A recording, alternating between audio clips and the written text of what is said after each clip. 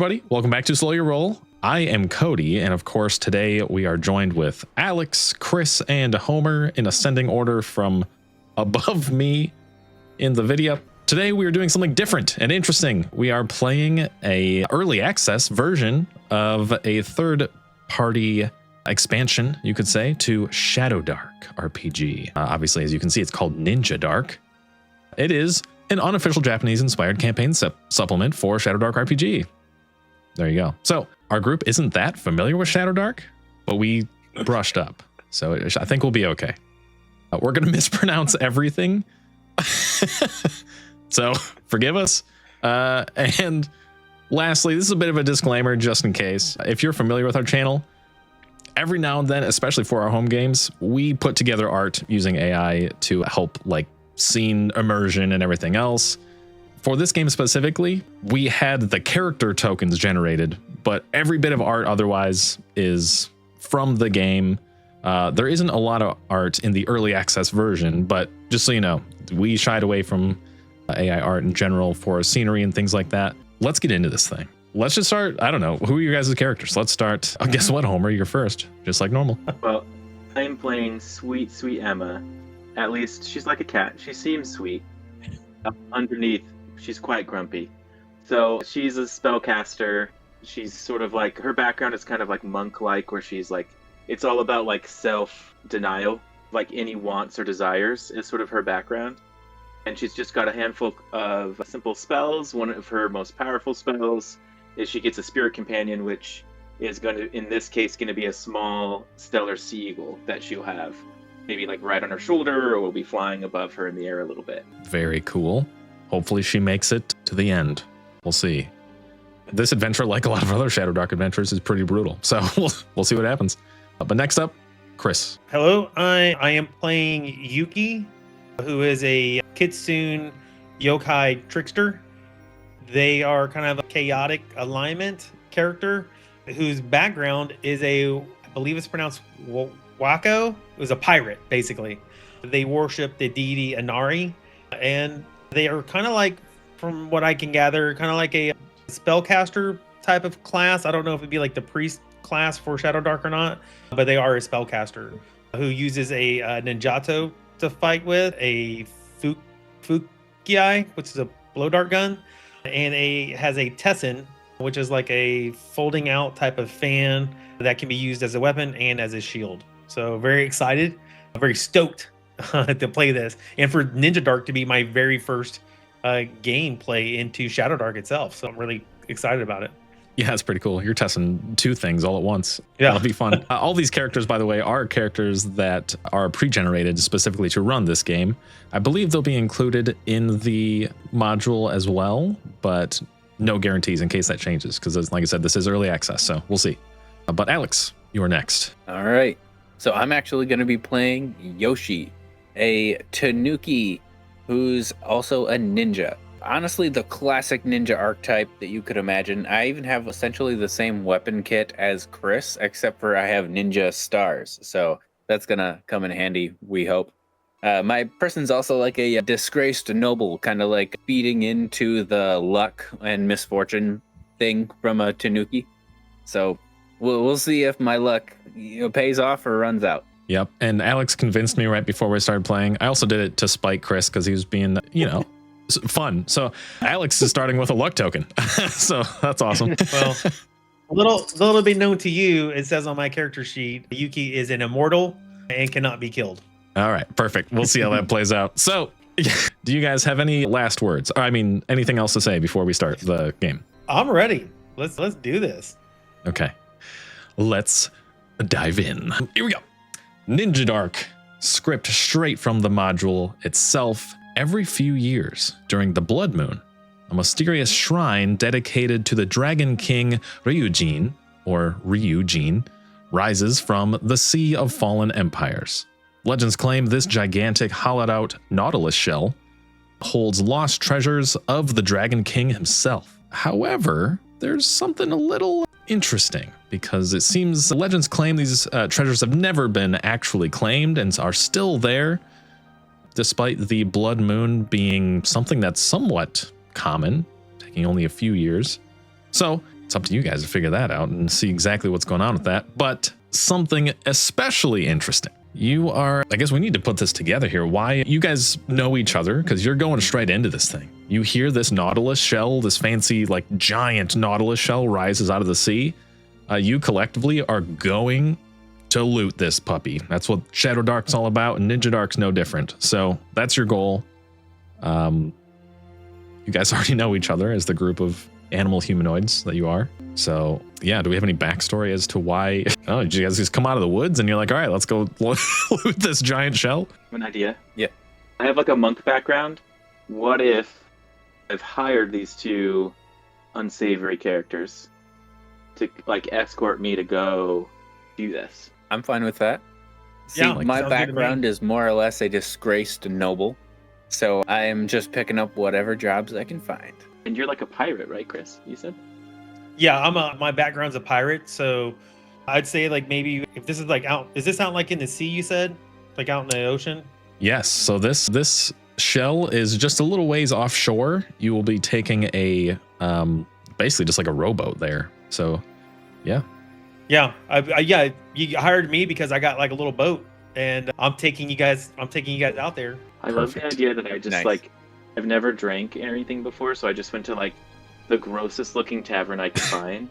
And I was like, who has a boat? And then Chris is like, what? Like, and it's like, great, you're hired. So my character hangs out in these shady bars, which sounds about right. I mean, I don't know. They're a pirate. It- Yeah. It probably was like a perfectly respectable tavern, but like Yeah. my character thought it was like this seedy place that you could hire people, Yeah. you know? I like it. Dude, me, basically how I view bars in real life. There's like families in there. She like walks in and she's like, her pot, she's like, oh, it's dirty in here, you know? But it's like actually just like a normal restaurant. It's like not even like a tavern. In It's an that Applebee's. case, Yeah. yeah, right. Do you want to know each other maybe slightly a little bit more? Like we were there in that shady bar, like we frequent it, Chris? Yeah. I'd say like we're like we're that type of the treasure hunters, you know, and that's kind of what we're known for. Yeah. What if the failed treasure hunters? We like that's the like we project ourselves as like these renowned treasure hunters who have all this stuff, but like we have nothing to show for it. Yes. And that's why we're level 1. That's Yep. because we have no treasure. I also worship Anari too. Oh, even better. Yeah. Oh. Oh, so you That is both do, cool. you said? Yeah, Yeah. on my character sheet it says. Oh my gosh. It's almost like these characters were made for this adventure specifically. You'll see what I mean by that later, but it actually makes a lot of sense. All right, cool. I love that. I think that's great. Moving forward, we are going to honor the always initiative system somewhat that Shadowdark advises. So basically, hopefully it's the same for you guys as players, but if not, the turn order, generally speaking, is going to be Chris. No, restart. It's going to be Homer, Chris, Alex. Okay. Okay. That will even persist through the crawling rounds, which is like out of combat, but you're going through the dungeon crawl. It's really not going to be anything rigid. It's kind of just like it's a tool that's baked in as really just like a spotlight manager more than anything else. So it's not anything super rigid. If you're like, I don't really know what to do, whatever, I'm just going to pass. That's fine. That's cool. Or if someone else is like, I'm going to go to the end of the hallway, and everyone else is just like, yeah, I'm going to too, you know, that's fine. That's whatever. But yeah, just a general like spotlight management. If there's something you guys are doing and one of you guys are like, we all want to do different things, whoever's turn it is technically will be like, they get to choose. Sorry, they're doing what they're doing first, at least, kind of thing. So just so you know. What were Chris and Alex? What were you guys' characters' name again? Mine is Yoshi. Yuki and Yoshi. Look at that. Yep.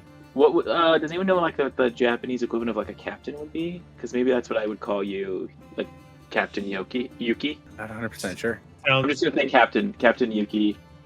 Senpai. I think it might actually be a sort of equivalent. I think senpai is just like someone like that's that. That's older just your and wiser senior, than I you. think. Yeah. Yeah. What's I think maybe that's what's a what they say if noble you word? don't know their title. Yeah, that's true. Yeah. But I could be totally wrong. Who knows?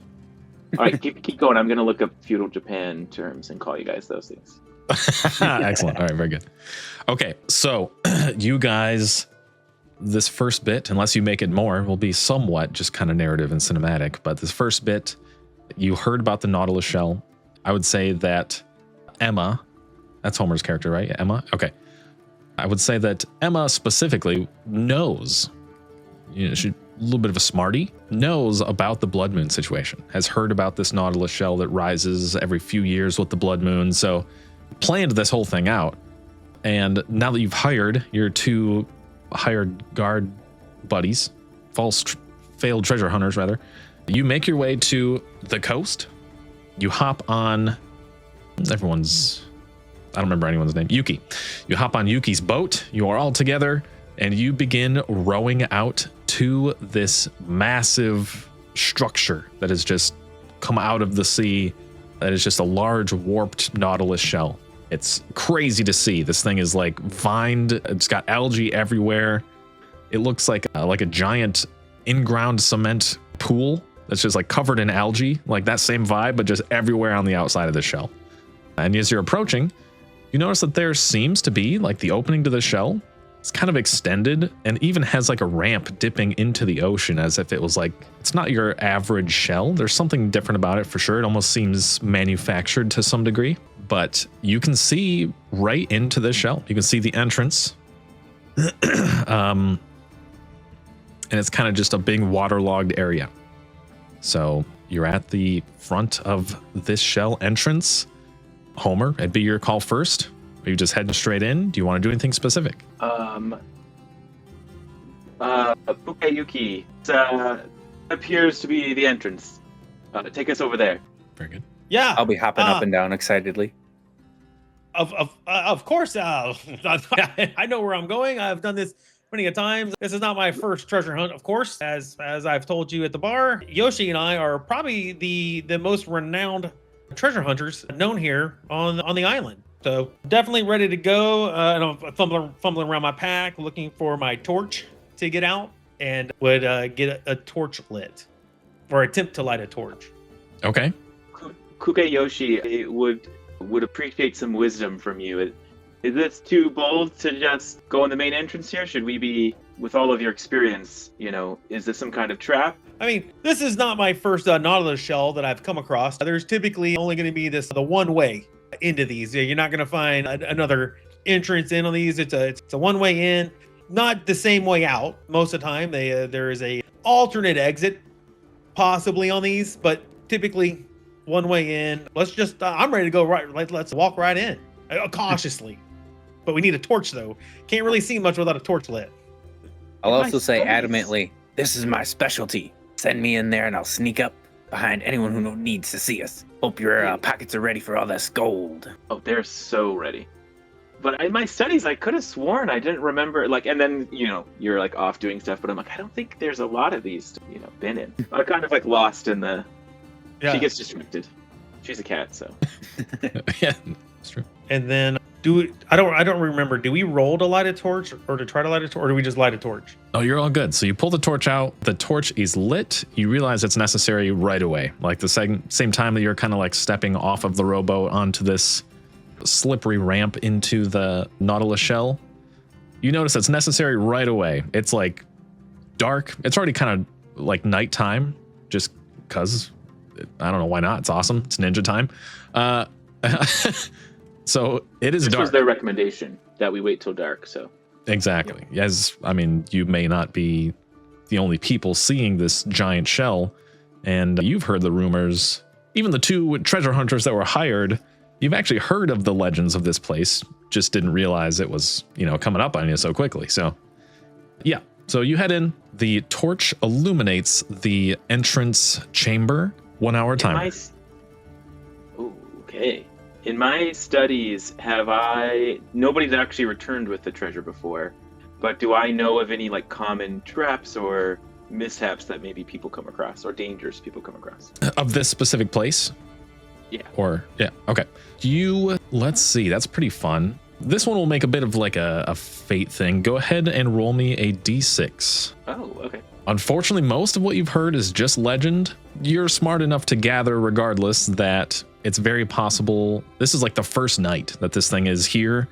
It's very possible, and you're even expecting with some likelihood that other people may come explore this place. There might be, maybe just as adventurers in general in the world of Shadowdark, traps are abundant, so you're like always on edge. This place doesn't seem completely natural in the sense that it's just a Nautilus shell. There's like the entrance is a little strange. Even once you get into this main entrance area, you notice there's like a door that's actively dividing the entrance to this thing to like some other section of the shell, and it looks like a door, like an actual door. So the place looks almost immediately uncomfortably like a dungeon. Okay. So Intelligence modifier to that. Tricked you at 0. Keep going. Sorry. Yes. So as Yukai's coming in, I'm looking around and I just want to kind of like, I'm leaning my torch in cautiously and just kind of like leaning in, looking into the entrance, seeing if I see anything like right away, like checking the doorway for anything. But then I'm just going to kind of walk in and just try to get a gauge for like maybe how big of a room this is or what I see initially. okay, let's do this. Move over to a portion of the provided map for the adventure. Okay, so as you guys are coming in here, I figured I'd keep it open. I didn't want to do any fog of war stuff. It's generally the shape of a Nautilus shell, so it just kind of, it looks like you'd expect anyway. But basically, as you're coming in, you do notice you go right up to the door, and let's see. When you get to the door, it is partially broken, and you can see right through it. You can see this next... Is this the door right here? Yes, yep. So you can see this next little chamber area as you're looking through. There's a couple things you're noticing right away. You see a statue in there of like a bronze dragon. Seems definitely loot worthy. The floor is like reflecting your own torchlight. It seems very glossy, likely wet everywhere. There is one more thing you notice. There are seemingly little muddy, like webbed footprints going through the room and scattered in a couple different spots. The walls themselves seem to have like little holes in them and are draining water slowly. And the air stinks, super salty, and there's another foul odor that's interesting. And then you also see the skeleton of like a humanoid shark creature called a samebito. So you can see that all before you even enter the room. What's the door made out of? Is it wood? It is a wood. It seems to have like this strange, like a hybrid of wood and coral, and like barnacles all over this thing too. Cool. Is the skeleton, would the skeleton be kind of far in, or would it be kind of close? It's not too far in. The room itself really isn't even that big. The skeleton is just on the other side of the dragon statue, which is like right in the middle of the room. Oh yeah. So come on in, everybody. This right here, what you see is what's known as a shark person. They are commonly known throughout the region here as a treasure hunter himself, but obviously you can tell he's not that good of a treasure hunter because I couldn't even find a treasure, obviously. But I'm gonna kind of start. Might be bad. I'm gonna start like kind of checking him over, like patting him down to see if I maybe see like a map. If I can find like a map or something, maybe he has something on him that I could use to kind of like help me further in or whatever. Yeah, that sounds good. Okay, so you head in and you're checking over this skeleton. As I see him walk in, I'm gonna be like, okay. Explosion. No. So you head in, you check over the skeleton. You notice right away he has a like clutching in like his bone hand. He's clutching a rusty iron key. So you notice that right away. Otherwise, he seems to be carrying nothing of value on him. Alex, what are you doing? Slowly creeping into the room, just like sticking to the walls, poking my head up and around, just seeing if there's anything that looks out of place. And then I'm gonna go over and join Chris and his character and see what he's found.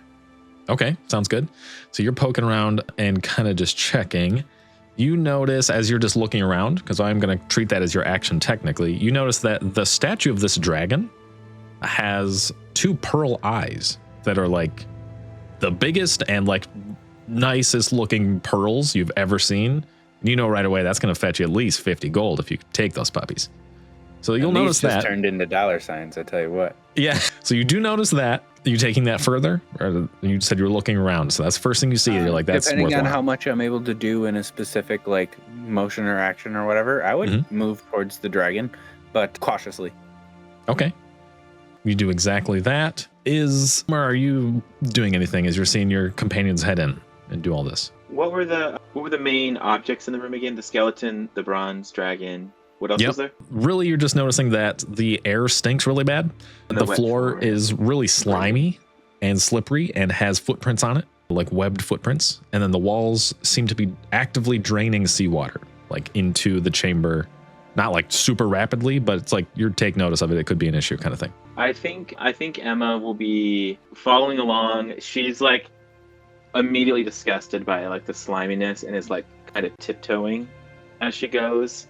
And she's probably got like a notebook out and like a scroll, and she's like taking notes, everything. She's like hastily trying to just basically do a scan of the room to look for anything important so she can write it down. And she's also going to be like, it seems like the water's filling up at this rate, but also like just like everything, as much as she can write down it, like useless details, but also could be useful details.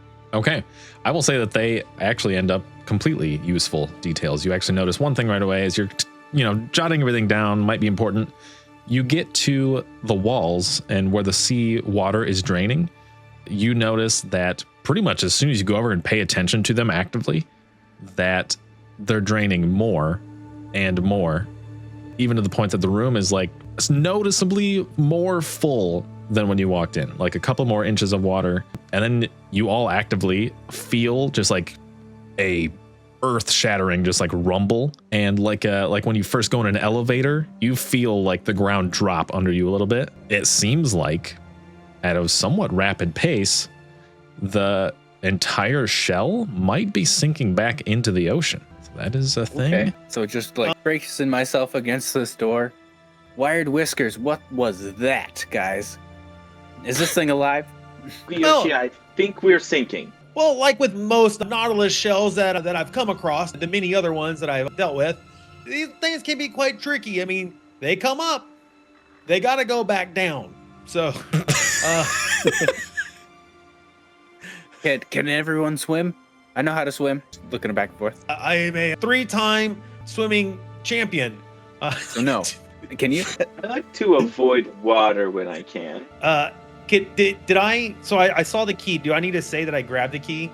Because I'm not necessarily. No, you are good. You are able to grab the key, no issue. So you can pocket that or whatever. Yeah, I'm gonna take that key just because. Wait, yeah, I do have room in my pack. I do have room in my pack for a key. Very good. Yeah, so that's important to consider. Any loot you pick up is going to take up at least an inventory space. So sounds good. You grab the key. May come in handy later. May not. Which inventory space do we have? How do we determine that? I know it's by strength, right? 10 Yes. plus. 10. Yeah, 10 plus your strength. Yeah, your strength. Yep. Okay, 10 so plus I strength. have 11 inventory spots. Only 4 are free. Okay. I have 1 free. Very Don't good. worry, I'll take your alert. Very good. I'm expecting you to have- carry things for me. Only 10 minutes have gone from your torch timer, so that's good. Speaking of that, And then would That's a Yoshi, would you have 15-minute told us what timer you called saw phase at this one. dragon thing? Yeah, definitely. I would start creeping towards it, right? And then as you guys start to look over at me, I'm like mid-climb up this dragon's neck, like, hey, I think I'm going to grab these. Kind of like halfway doing it before actually telling you about it, like, oh, I'm going to grab this loot mine. very good. And maybe that's a climb check. And if so, I have advantage on climb checks as a ninja. No, you're good. You're good. However, you reach for these pearls, right? You've got them both in your hands. You pry them off the statue, and right away, you hear just like a violent rumbling in the statue. And there's like a couple like spurts of water that like spurt out of the eyes for a second, like when you first turn on a hose kind of deal. And you're like, uh-oh. Immediately just like scorching hot, just like jets of water, just like protruding out of these eyes. What do you do? Ooh. How do you try to Oh, avoid no. this? A part of my backstory, I was maybe it'll affect it, maybe it won't, but my hands are completely scarred and scorched, right? I have bandages all over them and I don't really take them off. So this will just be like a remembering the heat from previous times and then just like almost like flinching completely as if it took me off, not even from like this moment, but from my childhood. Interesting. Okay. So, unless you've got other ideas, I would prompt a dexterity check to see if you can avoid these jets that are just flying at you now. Definitely. All right, I'm going to see if I have anything for dexterity. DC is 12. I'll tell you ahead of time. Ooh. Okay, definitely. My dex +3, so that's pretty good. Oops, +3. 6. Nice. 16. Perfect. So you grab this.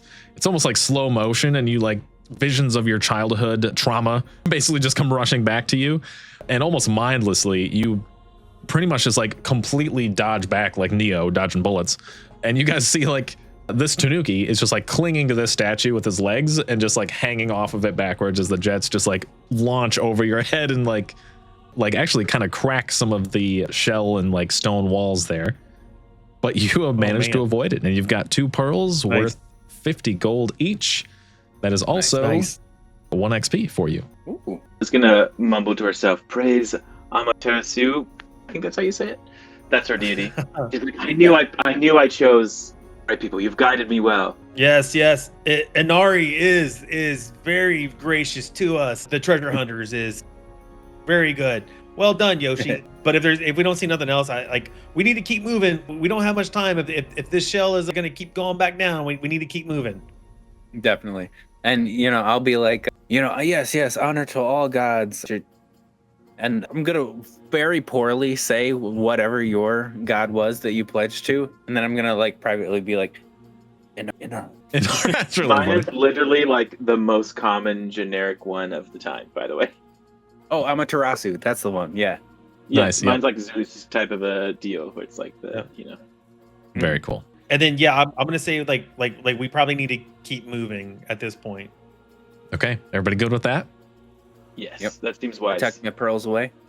Okay, I'll say it was Alex's turn just now, technically, in case it matters. So moving into the next thing, Homer. I would probably be in the center of the room too, from the Okay. dragon thing. Very good. Moving into the next chamber, Homer, we'll say that you get a glimpse of what's happening first, at least, even if you're not necessarily first in. But right away, you're kind of peeking in, and thankfully the noise of what just happened is kind of masked by the rumbling of the shell's slow descent. And that's thankful, because in the next room you see people. You see 3 somewhat plainly obvious warriors of sorts. They're kind of unkempt. They've got worn armor. They seem to be pretty focused on looting a few things in the room. So yeah, you see them right away. They look like genin, or like relatively low class ninjas, almost like bandits more than super trained martial artists kind of deal. But yeah, they seem to be just... Excuse the insult. You got a genin right here. Oh, I'm so sorry. I didn't mean anything by it. But yeah, you notice them. There is also a... I don't know if you've noticed that yet. Hold on, sorry. Let's see. There is one more thing you see. There is as they're there, they're kind of bobbling. They're looking at a bunch of different stuff. One of them picks up a small vial, and it's just like, guys, look. And as he says that, he kind of like drops this vial and like fumbles it, and then it lands on the ground and kind of just like pops open. And you see just like a red mist kind of come off of this liquid that's on the ground there as it mixes with the brackish water on the ground. But yeah, that's what you're seeing at first glance. Homer, do you want to interact with any of that first? I think I would just warn my companions and be like, oh, sacrilege. They have to be punished. And I Decided there's would press religious up against the significance. wall. Okay. Yeah, and I would immediately go to hide. Okay, trying to be stealthy. No problem. Sounds good. Chris, are you doing anything specific interacting with this? Yeah. I'm walking in, and I'm walking in. And I'm like, what do we know here, fellow treasure hunters? How goes it? How's it going so far? I mean, this is obviously. I mean, I know that it's going to be slim pickings with amazing treasure hunters like yourself up here. But I see that. How many did you say there were? 3. There's 3. I'll be like, I see the 3 of you look to be like you're doing quite well right now. How goes it? What? Perfect. Yeah. Okay. So yeah, they just turn. They all just like turn and stare at you as you like almost monologue for a second, introducing whatever, this greeting kind of thing. And they just like watch you, and they're just like, they look at each other, and one of them steps forward and is like, it seems there's not nearly enough loot for all of us here. I want to be clear about that.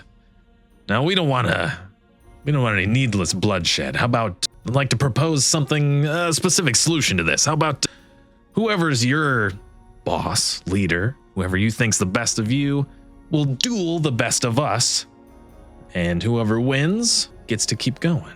Whoever loses is out. Deal? Well, I was going to propose you work for me. Obviously, I am more well kept than yourselves. You look like you're a little scavenger, like, if you will. And I'm looking around for Emma, who hired us. Yeah. Can my eagle come and land on your shoulder and like give out a little screech and like a glare? Ooh. These guys. I like that. I like that. And I'm gonna try to. So I have advantage on charming creatures. So I'm gonna try to convince them. Like I said, I'm talking to them like I know I'm better than them, but I was trying to whatever. And I'm gonna be like, and you said like, can you describe them? Describe how they look again, real quick. Yeah. They look like pretty typical ninjas, to be honest. Like they're wearing a lot of the same lighter armor garb. You might see smaller blades with them. Okay. Nothing super threatening, really. Yeah. I'm just gonna be like, yeah. I mean, and look at you guys. You guys, you're not really equipped to treasure hunt in a situation like this. I would feel it'd be best if maybe you just go ahead and take off and let the real professionals, handle a situation like this. You don't really want to fight, do you? Do you want to fight? Look at me, and I might have I'll have this eagle on my shoulder, and I'm just gonna be like, I mean, look, am I a guy that you really want to fight? No. So all right, carry on. All right, let's do this. You do have some help, so let's get a charisma check with advantage. Okay. The DC is going to be 16. Okay. All right. So it's a D20 plus 3 for my charisma modifier. These guys could be great fodder if we get them to go ahead, by the way.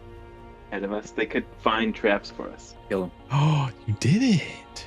That's without even rolling advantage. Amazing. Yeah. That's without rolling advantage. Well, It's go ahead and roll almost again, like- just in case you get a natural 20.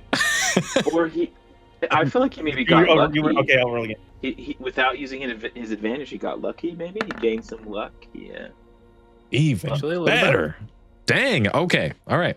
Very good. All right. So even against the odds, that's crazy. Okay. Didn't expect this.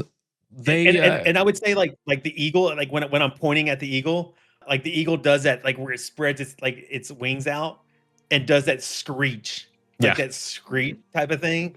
And even though like it's on my shoulder and I could feel its claws, I'm doing everything I can to keep it from like just, you don't want this. This is not what you want. Okay. Leave it to the professional.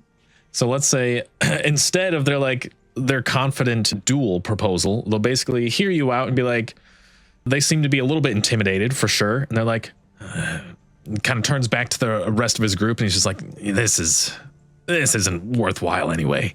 Why don't we just leave and get ahead of them? Try to get some of the good stuff before they even get there.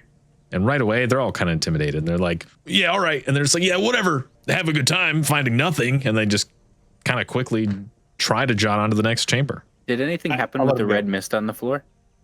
Nope. It's just kind of there. And Okay. I would have tried to have stayed hidden the entire time. I wouldn't want them to know of me. Okay. And that works perfectly fine, by the way. They never see you. You're confident that they don't know you exist. As far as they can tell, it's just, I mean, Emma said she was going to be hiding too. So, Yeah. So really, they only know of Chris's character and the eagle, technically. Okay. Yeah. And I'm going to let them go because like I want them to kind of go ahead of us. Okay. Just in case there's whatever ahead of it. I'm fine with them going ahead of us. Are you guys good with that? Yeah. Okay. Sure, but they probably won't make it out of chamber 3 or 4. Easier to loot their bodies than booby trapped things. So Yeah. True. Yep. True. Okay. Is there Um, anything in this room as well that like they had their interest on? Yes, I was just going to say, so this will, you'll be the next to do something anyway, technically. So as you are looking through this room, you are noticing now what the less... I would say I'm right about here right now for you guys. That makes sense. Now there's less focus on the people that were in the room. The room smells bad, again, very briny and foul. It's almost getting worse as you're progressing through. It just stinks. You're noticing too, as you go through the ceiling, there are 5 small holes in the ceiling. They're like just an inch in diameter. There's 5 of those holes just in the ceiling. And yeah, you're noticing that they're slowly dripping water. The floor has a very slick green algae on it. If you were to move fast at all, you're realizing like it's super slippery and it might actually be an issue if you even try to run or move quickly at all. There is now this pool of the liquid that was broken from this vial. Upon closer inspection, since that's what you're doing, you're realizing that it is the remnants of a health potion, a healing potion. It's gross and it's like mixed with the algae, but technically Some of it could be saved, possibly. But other than that, that's pretty much everything you're seeing in the room. Okay. I'm gonna put the health potion in the gameplay chat for you. Emma is just trying to take notes of everything. Okay. Taking it all in. Really not a lot of craziness going on here. Let's see. You guys are seeing one more thing. As you're looking at the holes, suddenly... Nope, torch is still active. This timer is for something different. You're checking over the room as you're going through. You're like, all right, I guess we're done here. You take one last look at the holes as maybe you're on your way out or whatever, and water just starts pouring out of these holes, filling the room incredibly quickly. And you notice that from this room, the water is seeping into the other chambers as well. So moving forward, where is this? Okay. Moving forward, the water quickly becomes about knee height. Oh, no. And it's still extremely slippery, but all of your movement speeds, should you need to use them to your maximum, are halved. So instead of moving near, which is roughly 30 feet-ish, you could really only do about half of that in a pinch. But yeah, you're noticing the water is filling seemingly the entire Nautilus shell rather quickly. Is there water still coming from those holes, or it came through and now it's kind of stopped already? It's kind of still coming through, but not as quickly. So you venture to guess influx of water. Yeah, I'll give you this.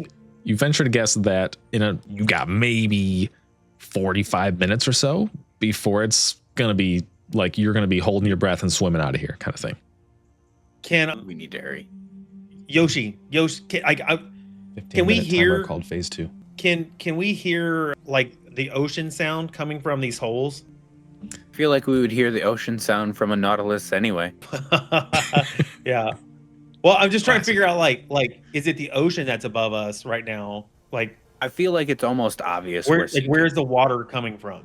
That's what you're saying. I'd say you look around and be able to tell that you aren't completely underwater yet, and it must just be the way that the shell is built, that as it's taking on water from the sides of the shell or whatever else. Okay. It seems to, like, whether it's pressure or whatever, venting up towards the top and then like draining back down. Okay. Almost manufactured to sink in a way intentionally. We need to, like I said, guys, these shells, they go up, they got to come back down. We need to pick up pace. And obviously it's going to be a little bit harder getting through this water. So we need to make all haste. Is my torch still lit? That's actually a good question. Roll me a D6. I actually missed a couple things here too. So we'll see. Did not. Roll me a D6. There's a lot of water violently pouring into the chamber. Thankfully, your torch does stay lit. You managed to swipe it out of the way of the water on the way through. But there is one more thing. The way that the water is just like rushing through this place, it's like rushing up above your knees first and then kind of like settling back down as the water's flowing into the other chambers. And then there's one more kind of violent burst from the holes right when you think you're good and it's calmed down. And let's see. So it was specifically at the time you said that, Chris, you were in the middle of the room. So this last violent burst is like right above you and it's just like jetting down towards you. What are you doing? What are you doing to avoid that? I mean, is it like a big giant hole, like a big giant thing of water coming down on me? So it's really like in the ceiling, it's really just almost like a vent of sorts that it just has 5 holes and they're just like violent jets. So I would say like, because I'm trying to pay attention to where I was really trying to pay attention to where this water is coming from. Mm-hmm. So, and I would say, I'm trying to intently look to like, hey, is this water gonna was it something bad or where is it coming from? Like, is it the ocean, whatever? So I would say like I see it coming and I would just try to, as best I can, get out of the way, but keeping my torch in the air. Okay. Sounds good. I would just try to get out of the way. Sounds with good. The water rushing up. That's perfect. Give me a dex check to see if you can finesse your way out of this after inspecting the holes themselves. Thankfully, your torch stays lit. We already figured that much out. So this will be a D20 plus 2. Yep. Oh no. Okay. Nice. I don't think that's going to. Do we have my modifier on there? Plus. I think the eagle grabbed the torch to keep it lit. Yeah, exactly, right? Yeah. So this water jets down on you in a way that is like not good. You're like happen to be looking up at it as it happened. You close your eyes, but these jets slam like straight into your face. With the natural one, you will be taking some damage from this, unfortunately. We will see exactly how much once I roll 2d4. What? Oh no! What? Oh my god! 2d4 from water? Did you roll a dex check as a 1d6? Oh. No. No? No. Okay, just make sure. Okay. Trying to save you, man. Double force max Break his damage on neck. this critical failure. This water does 2d4 damage? Yeah, the way this thing's built, unfortunately, these jets are the strongest power wash you've ever seen. You take 8 damage as this thing just violently disfigures her face. What does 8 damage do to you? 8 damage. Oh my gosh. 8, like, I'm looking up, like trying to see where this water is coming from. And then it's just like a slow motion of this water, like this torment of water just like coming down at me. And I just like, I look over at Yoshi and in that time, I'm just like, and then splat. Like I'm just, I'm gone. Man. Gone. Like, Right away. hey, the eagle's not on my shoulder still, is it? No, No, it's the not the eagle torch. flies off carrying the torch. Yeah. The eagle's like, I'm getting out of here. Yeah. All right. Oh, man. Well, let me Oh, pause that was some quick. timers here. Oh, thank God. I was going to suggest if a character death happens, we pause the timer. Yeah. Okay. Two- This is insane. 2d4 for water damage. Those You are just strong have to jets, get man. the worst possible roll, dude. I can't even. How much that's life did you terrible have? luck. 5, right? 5 HP. Yeah. Why That would is you be in insane. water? Double force. That is Oh my insane. gosh. That is a 2d4. Oh my gosh. You weren't lying. This thing is brutal. Okay, that But was honestly- especially brutal. That was crazy. Oh But my he was God. a dear friend of mine. I think we really need to just get to the point of looting the body. Yes. I think his replacement should get first dibs. Come on. He does. He does. Oh my gosh. No, but hey, no, you guys are there, man. My replacement's walking in right now. Oh, And behind you, like, because you know, we left some of our people on the boat, right? We left our crew members, like, because I got I have my boat, and and we told them like, hey, we have a special amulet that we wear that lets them know, like, hey, if someone goes down, it kind of lets them know, like, oh, like something's happened, I need to go in, type of thing, Yeah. right? Yeah. And so Kozo, okay. who is a Sohai warrior monk, had sensed that something happened to Yukai, and he comes trudging. You can hear the water, like you hear it from the background. Like he can already sense something was happening, and he's already coming through. And he shows up, and he's like, "What happened? I sensed that someone." And he's looking around like, "Where's Yukai? Oh, that fool!" Just dead in the water. He's dead in the water. Can it be that it like broke your neck or your spine or something? Like you looked up and it was like, and you like He's crumpled crumpled. in half. Yeah, Yeah. Yuki is crumpled. He's just like, and he's kind of, you just see like a floating crumpled body right now floating in the water, And immediately like there's no love lost. Like he's Kozo's a neutral aligned monk, and he's just going to walk in just like, I've always knew Yukai was not that great of a treasure hunter. Who you really need leading you on this hunt is myself. And I'm just rummaging through Yukai's body, and I grab the key and I just pocket the key. and I'm gonna hear a familiar voice. And I'm gonna be like, "By Yanari's name, get his money too." I'm rummaging through his pockets, and I'm like, I'm not sure what money you're talking about, but yes, Emma is very well blessed with us and overwatching me right now. That's hilarious. I'm sure we're just devastatingly butchering so many words and names right now, but that's Yeah. okay. Yeah. And So is did it your character typical- have any gold? They should have had some gold on him. I have 4. Oh, Yuki has no gold. Ooh, broke. Yeah, Yukai has, Just Yukai ask has to roast him. no gold. Oh, No gold. broke. Sucks. Wait, you guys have gold? No. Ooh, disgraced Yeah. noble. All right, so let Nah, me it go ahead and doesn't put Let me put Yuki over here. Here you You're go. the treasurer of the ship, so you're who I paid, maybe. and that's why I gave you all of it. Okay. That's awesome. Here, you died. I'm just gonna give you a random token now. Yeah. Sorry, that's how it goes. You get. I can't believe 2d4 is water damage. That is insane. That's really funny. You get Ben. Okay. There you go. You're Ben. Yeah, now. he's a monk. He's a monk. He's a monk. We can change his name here. Wait. What was it? Oh, yeah. Kaizo or Kojo? Kozo? Kozo? K-O-Z? Kozo. Emma was trying to die first. I was gonna have her like any battle, like run in front of people to protect them or something. And you died. You died in the jacuzzi. Like, come on. She could have just run up and pushed me out of the way. Turn the jets on. And okay, think I'm going to. like, just some water. That was that much damage. Like she's also like in game like Right. how did that kill him? Okay, Cozy's gonna be like, he's just so fragile, like a little fragile kitsune, and just kind of toss him off to the side.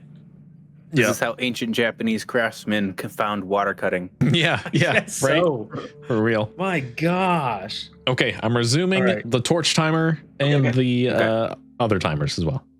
Okay, and Kozo has a lot of health and he's got a high AC, so he's just gonna go first. Okay. And the water, for me, I'm a Tanuki, so I'm definitely like, small size in comparison to like D&D terms. So I'm Right. going to be like, Kozo, are your shoulders dry? Well dry. Look, I'm quite tall too. Wonderful. And then I'm just going to climb on your back without asking, really. Okay. Yeah. Is anyone wanting to do anything else in this room? No, I'm good. It's Does just, anyone have any way of trying to get some of that healing potion? Not really. Especially when it got washed away, I'm going to guess. yeah, the timer kind of hurt you there, unfortunately. I kind of agree that the potion is just kind of scattered throughout the water in a way that's ineffective now. Well, I'd rather not drown, so I guess Kozo, you said your name was? That's right. You're the new Vuki, I guess. It's like a military. I'm the better Yuki. I should have been here. I should have been here in the first place, to tell you the truth. Really, that man was so weak. I'll be just falling right by. And yeah, Kozo's moving. Like he's moving. Like he's not even waiting. He's moving. We gotta go. Okay. I love the idea that's just to waste a little bit of time that Emma was like facing away when the water came down. So she just sees the like water before and after, but like not the actual rush during. And she's like, how did that kill you? Yeah. Hey, by the way, Kozo's not waiting for you guys. Kozo is moving. Yeah. And during that like mini powwow while we were talking, the body just floated away out of there. Yeah. Just slowly. That is hilarious. How far can we move right now? You said Yeah, you can keep moving. I mean, your movement speed is just halved, so like roughly 15 feet-ish kind of thing. Okay. But crawling rounds doesn't really matter. But combat specifically, if it comes up, that would matter. Yeah. So I'm And in the on round. Kozo's shoulders. Okay. And Kozo doesn't know anything about the previous Right. people because he wasn't here. So right. Okay, that's interesting. You walk into this next room, okay, and you see all three of these Genin ninja that you had previously talked to are backed into the corner. You walk in. Let's see. I don't know. Someone specific. I guess we'll go. which room?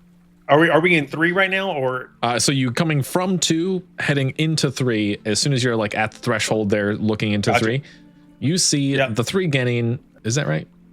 Yes. Yeah. So after like the water's like pouring through this hallway, as you are stepping into spot 3 there, you see the 3 Genin backed into the corner. I mean, you're seeing a few things. There's a lot of things hitting you all at once here. You see an altar in the middle of this room that's like seemingly intentionally an altar built with an icon of Inari in the altar, ironically. But you're seeing these just like weird, like glowing, divine, just like rats, and they're bloated and kind of gross looking. And they're swimming towards these 3 Genin. The Genin are backed into the corner. And one rat gets up to the 3 Genin and literally just explodes and kills all of the Genin instantly. Nice. One rat? One rat. The other 2 rats that were there go back to the altar and kind of just like circle it. So that's what you're seeing going in. Bloated rats. Can we go grab that body and throw it in there? What? What? Wait, where? What body? You The keep previous- dead body and just toss Okay. it in there to see if one of the rats will come blow it up. Okay. Yeah. Do you want to do that? Yeah, Well, for Yuki's. sure. I thought we just said it floated away. It's gonna be in there somewhere.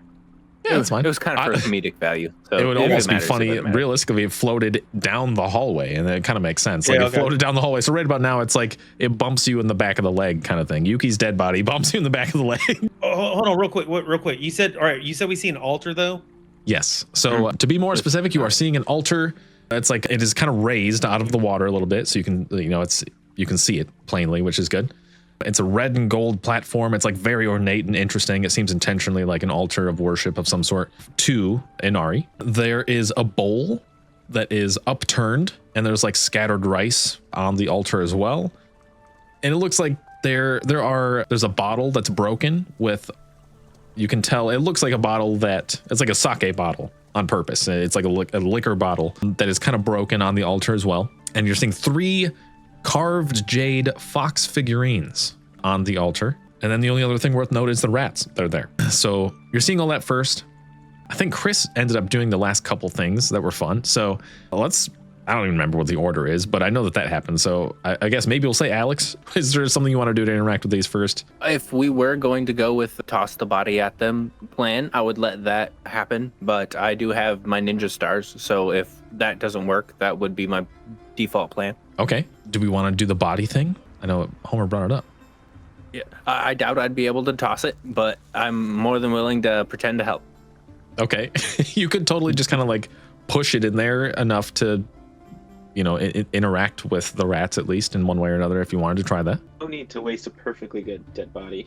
We should at least see if we can get one of those holy rats to explode on it. Okay. Let's just start with that. So you push the body in there, you push it towards the rats, and you see it gets like right up to the altar. Yuki's crumpled and broken body and head just like, it's grossly, but just like lumps into the altar and then kind of bounces back, and the rats just kind of like climb over it as they're continuing on their path around the altar. Seemingly ignoring it. Can I do an intelligence or wisdom, I guess, check to see if I can recall, because you said this is an altar of Inari. Yes. Can I do like to see like because Yuki talks constantly, right? Mm-hmm. If there's anything, and he's always talking about his Inari. yeah. That he would have said anything about Inari that would give. Yes. Yeah. So I'll say it honestly just makes sense. Plus, our Tanuki friend is also a worshiper of Inari. So yeah, I'm going to say maybe collectively, even you kind of discuss it or whatever. You know that Inari is all about worship, and you've heard legend and maybe even in personal experience that if they're honored in certain ways, in really any way, with praise, or there's even like a specific prayer. Were any of you guys I think it's a class, the Shukenja class? Yeah, it's me. Okay, perfect. You know a very specific like prayer of worship and praise that, whether it's to your deity or not, it might even be like blasphemy or whatever, but Inari is super into specifically the Shukenja prayers of their specific, like, what's the word? Profession, and the way that they handle their cultures and stuff and training. So that's something. But yeah, they're also pretty weird about when their altars and stuff get messed up. So you're guessing that maybe the rats are related to that as like a punishment to maybe someone that had been there before and defiled the altar, something like that. Can I do something again? Can Emma do something? I don't know. I don't know about that. You We're gonna can. see. There is a violent shuddering again. Oh, we're taking too long. And there is a bit more water filling the Nautilus shell as you're looking through things. But now basically the water at this point is above your knees and chest height to those that are normal sized. You think to yourself, man, if anything comes up, like any kind of melee attacks or anything are going to be tough. Like any kind of fighting, really, is going to be kind of tough. But we'll just leave it at that for now. Can I have my spirit companion fly over a set of rations over onto the altar and then say this prayer? This is, even though it's not her deity, like out of respect for our companion who's just died. Obviously, part of my, I can't even try to say the name of the background. It literally said when I was reading about it was self-flagellation. So later she's gonna like beat herself up about this, but like for now, this is like, she's like, this is what we need to do. Yeah, So absolutely. she's gonna say that prayer and then send like an offering of maybe rations, because it seems like it was rice and the whatever it was. So Okay, man, that's funny. It's almost like you read the sheet. I mean, I know I gave you some info here, but what you just said is almost exactly what's in the module, which is really funny. So you do exactly that. You head up to the altar. You don't even, like, the rats pay you no mind. You kind of have to move Yuki's body out of the way a little bit. You get there. Yeah, of course. even more desecration. Yeah, absolutely. As you're standing on it, you offer this very specifically Shukenja prayer, and you notice that the icon of Inari, this altar, kind of glows a little bit. The rats disappear completely. And all three of you feel that Inari has blessed you in one way or another. Like, you can physically feel it. Now, all of you have one luck token added to your stuff. Nice. And what Good were the call. jade statues of? Were they specific, like, They bird, are lion, very alligator ornately thing? carved fox figurines. all Yes. foxes? He said fox. Okay. We You're gonna grab those? wait. We're gonna wait Yeah. to grab these till we leave. Maybe would I know if Negative. that would be offensive to grab them? You have, honestly, maybe even the other two might know, or specifically our Tanuki friend might know that it might be an issue if you grab them. Inari might, in the same way that they just blessed you, might put a curse on you real quick if you take anything from the altar. Okay. But Let's wait to grab these. those puppies are like 50 gold each. I mean, yeah. Okay, so I have rope. Can I take a couple minutes to maybe tie some rope to each of the figurines and then over something near the entrance to this room? So when we leave, I can just grab that rope as we go, That's- and it will have the that's- figurines at the end. That's eating up time. I mean, you could do that. I mean, no, you can do that regardless. I won't actually make it eat up any more time, any extra time. If you want to do that, But if you're interacting with them, aren't you still? You're still interacting with them. I would say doing this specific thing, I might actually have it prompt a charisma check to see how it goes down, because it could. There's possibly something bad that could come of this, but if it doesn't, it's going to be a huge leg up to try to pull them later. I would say maybe just like a DC 12 charisma check if you want to try it out. Hey guys, I just want to say as well, if you guys haven't noticed, every 15 minutes this thing sinks deeper. We don't have much time left. But you're also here. Your purpose is to loot the place. True. Yeah. So we need to do something and go. We don't have much time left. Okay. Made it happen. Okay. You tie the rope around these things. It's fastened in a way that it's kind of like looped all together in one, like a bushel of balloons, basically. So you've got one handle to grab all of them all at the same time if you need to, and you kind of like loft it out into the hallway so it's easy to grab on the way back out. And now that we know our competition is dead, let's just go. Yeah, let's go. We can loot Fair their enough. bodies later if we have a chance, because I don't imagine they had too much too exciting. Yeah. Fair enough. Fair enough. And, Okay. Pushing Pick up into the next room. communication properly. Yeah, and you did actively discover and explore everything from this room as far as you can tell. So you're not leaving anything interesting behind. So, on to the next room. Okay, now, Chris, we'll say that you're kind of seeing what's happening right away next. Oh, hold on. Those guys were going in front of me, right? Yeah, I will they actually definitely can. go first. I will actually go first. Okay. Because I'm grabbing those figurines. What? Right now? I'm a treasure hunter. We're gonna get. We just discussed this. All right. I know. I got 9 health. These things can't kill me at 9 health. Oh my god, this guy. Okay. Is this because I keep desecrating your dead body? Like as those guys, Chris, as those guys 5 walk in minutes front of ago. me, Guys, hurry. as those guys, I'm walking and I grab that rope and I pull it, and I'm All taking right. it with me. All right. I mean, that's totally fine. This is why the always initiative system is a thing, so you can make decisions like this. Your spotlight for the moment, that's exactly what's going to happen.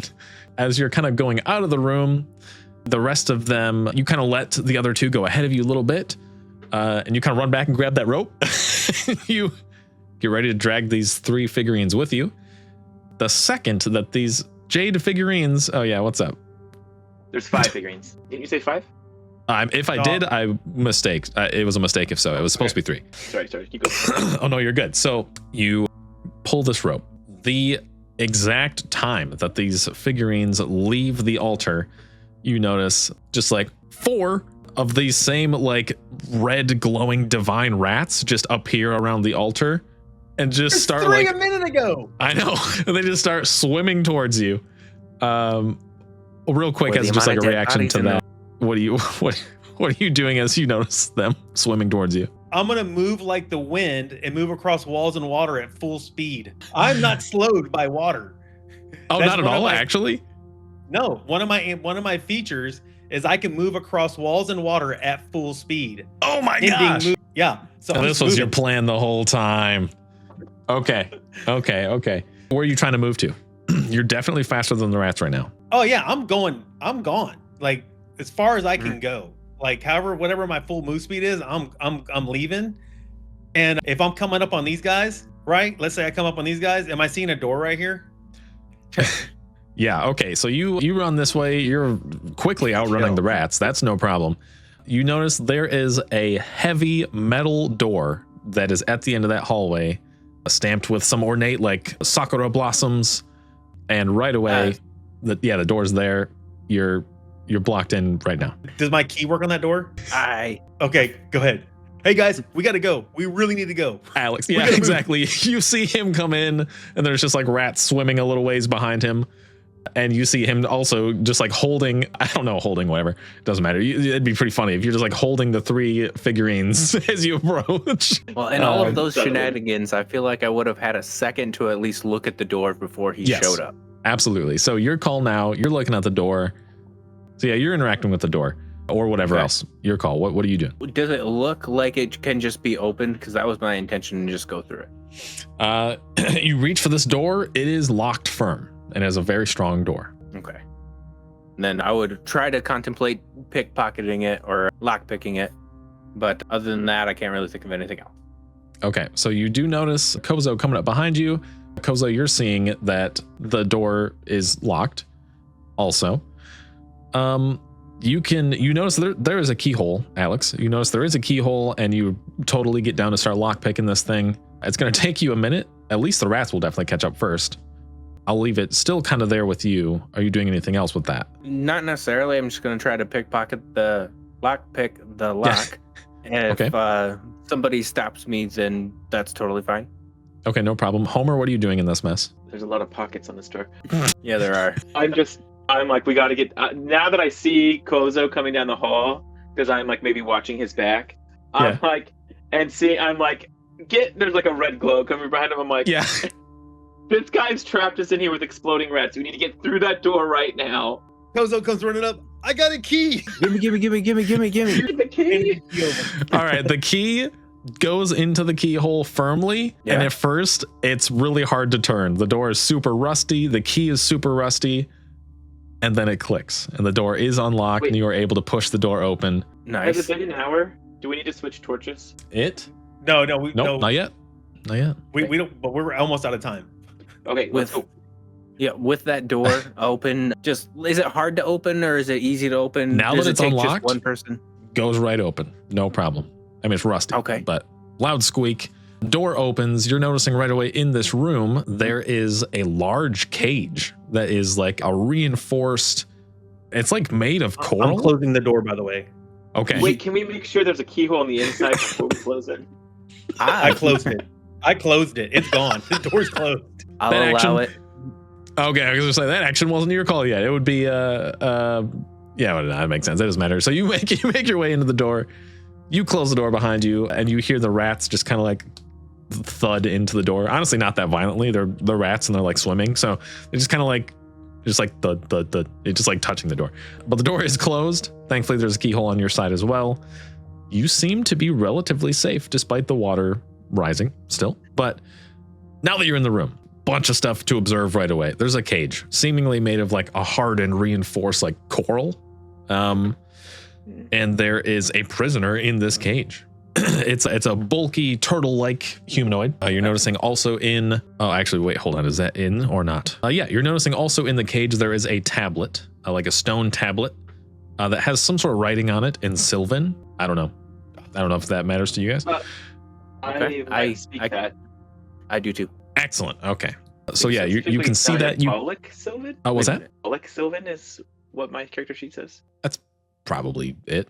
I thought I read it on mine. Where do you see the Languages is the first thing under talents and spells for me. Yeah, I don't. Okay. No, I might have been reading a different one then. I don't see it. Yuki had Sylvan. Okay. Interesting. Yeah, I'll say it's probably the same. Whatever Emma has, we'll call it the same. So it makes sense. So yeah, you're noticing there's a stone tablet in the cage with this person. You can tell that it's Sylvan, but it's far enough away you can't read everything on it.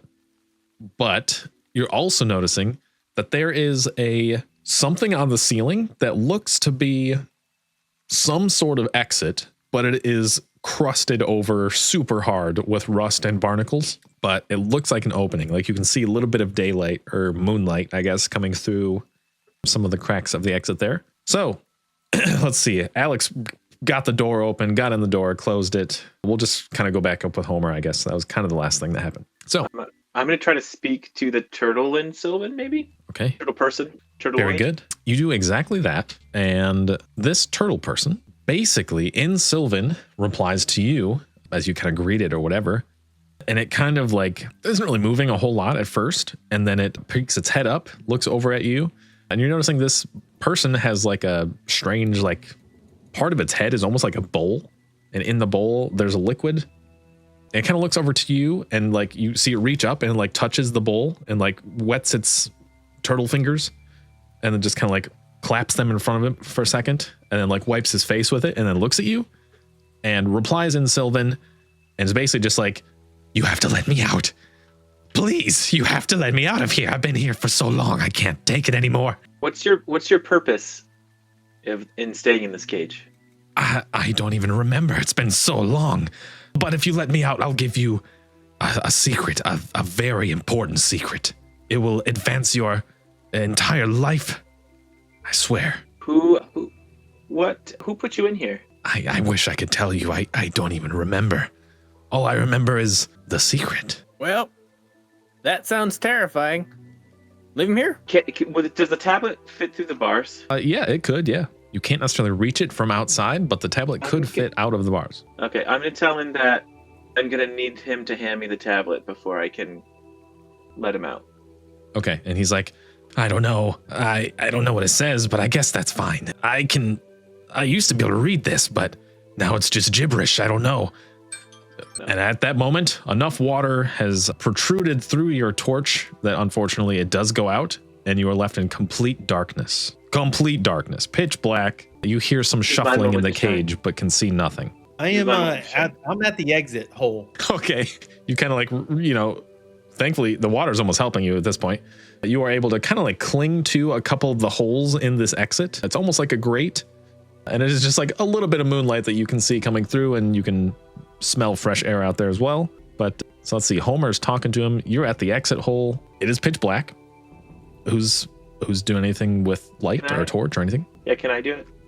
Is there still room? Is there still room in the room right now for a torch? Yeah. Yep. There is. Yep. Oh, then the torch already went out. Ooh. Yep. I've got. This is my thing. I've got sparking fur, so I'm good at lighting torches. Oh man. Yep. That's perfect. If it weren't for that specific thing, it would be too difficult to light a torch at this point because your packs are wet, everything's wet. But I will say because of that specific thing, you are able to light a torch again. I don't remember. What am I supposed to roll to light a torch? You're good. With that whole thing, I'll say that you're able to, whoever's providing the torch, you can just light it and no issues. I'll use mine so I have another slot. They don't have 2 slots. Okay, perfect. Yeah, it's literally called sparking for advantage on rolls to light a torch. Oh, okay, nice. I'll say that's no issue. So you are able to light this torch, and when you do so, the light kind of comes back. Your eyes readapt for a second. You see Chris's character just like clinging to this exit, and then you see this kappa. This creature is called a kappa, and he's in this thing, and he's like scouring the tablet, almost like he was trying to read it while you weren't looking. But now that you like see him again, he kind of like stops, and he's just like holding it. And he's looking at you. He's like, "All right, so I'll hand you the tablet, and you let me out, right? That was our deal." Yeah. If I see him get close to the bars at all, can I cast sleep? 100%. Oh, wait till he's like within. You're waiting till he's like within arm reach. Okay. Yeah. 100%. That's actually awesome. That's really smart. So yeah, he's bargaining with you. Is this a deal or Yeah, surely? Okay. On the name of my deity's honor, I'll free you. Very good. Very good. And he like starts to reach it through the bars, but like right before he does, he kind of like stops for a second and almost panicked. He like takes another hand and just like reaches into the bowl on his head, dips his fingers, and then hands it to you. Okay. Is the room still filling up? It is. Well, if he just hands it over, I don't need to sleep him. He hands over the tablet, and at that very moment, you get the tablet in your hands. You're now the exit that you are clinging to. You notice that water slowly begins to pour over the top and is just like dripping in. And then there's like a vacuum where the air and the water kind of just like are just like rushing into and out of the hole all at the same time. The torch goes out. The room is filled completely with water. Chris, what do you do next? We'll say that. I might have skipped Alex technically. Alex, I think I did skip you. What are you doing when this is happening? I would have tried to find a way out. Okay. You're inspecting really all you're seeing is either the way you came back through. All right, you can go back through the same way. But you know that there's divine bloated rats out there that want to explode. The exit seems like really just the hole in the top. And it is, with some work, you can get through it. It seems like your safest bet. Okay. Well, I would probably be helping Chris trying to get out of there. Okay. Sounds good. You are noticing, like I said, it's kind of just like a rusted metal grate with barnacles, all around it. But you can definitely start kind of just like pulling or chipping away at that however you'd like to try to get through that. And you can definitely do that. In fact, if you wanted to make a strength or dexterity check to see how well you can do that. Yeah, absolutely. What are you trying to get through? The door. The grate there at the top, the exit. Yeah. Okay. That's Is pretty 15 good? Yes. 15 is definitely good. You managed to scrape away the barnacles extremely well. And it's to the point that you can tell the door is no longer sealed by the old barnacles. And now it's really just a matter of like popping it off of its rusted, not threshold, whatever. The gate's just like swelled over who knows how many years. And it's just like kind of stuck in place. But the barnacles aren't holding it there. It's just rusted there. It's just going to take some strength to pry the thing open. But from that moment, I'm going to skip back up to the top now with Homer. You've got the tablet in your hand. It's pitch black. You can't read the tablet. You can't see the kappa anymore. What are you doing? Tablet's going in my backpack, and I'm going to swim up and try to slam open that gate. Okay. I need water. I didn't promise when I would free him. So, are we underwater right now? You are underwater. Okay, so swimming rules. Mm-hmm. Just so you guys are aware, swimming rules are you swim at half speed. It's a strength check in rough water, and you can only hold your breath for the rounds equal to the con mod to your constitution mod. Minimum 1. Okay. So basically, whatever your constitution mod is, you get that in rounds of holding your breath. 1. Okay. Because minimum's 1. I can't have less than 1. Right. And then it says it's a con check each round or 1d6 damage per round until you exit the hazard. So basically, you're taking drowning at that point.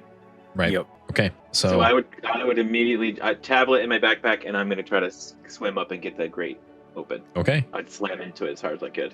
Okay. Sounds good. Go ahead and roll me a strength check to do exactly that. And then can my spirit companion do the same thing after me? Sure. The stats for it. It's supposed to go after me like in combat. Okay. Yeah, sure. That makes sense. And then You still have your luck. I want it That's to true. use its. I want to use the luck on its roll. Oh, smart. Imagine it has some sort of bonus. Actually, it doesn't. Can you change your spirit companion? I don't know if I can. It doesn't really specify so. But You certainly could, but it you're says drowned. that the form is cosmetic. It doesn't say it's like. Oh. Just asking because like a bird. It's just Underwater. it's not a literal. It's just a spiritual thing. So I was thinking like a hammerhead shark. If you had a Mhm.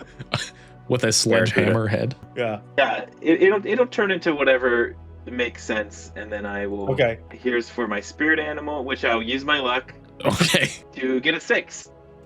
All right. You slam into the grate. Yeah, you backpack the tablet. You look at that later. You slam into the grate with every bit of the might that you have. Unfortunately, it's not enough. And then right behind you, your spirit companion kind of slams into you, slamming into the grate.